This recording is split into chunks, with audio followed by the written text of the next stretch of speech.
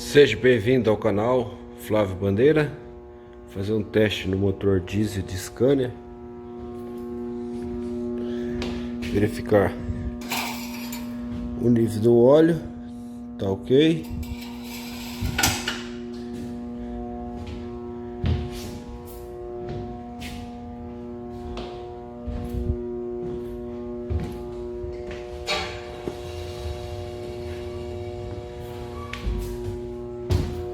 Verificar o nível da água do radiador, está legal.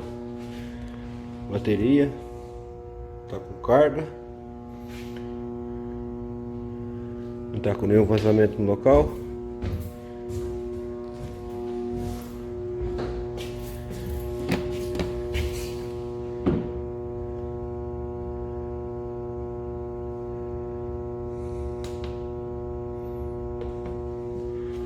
Da parte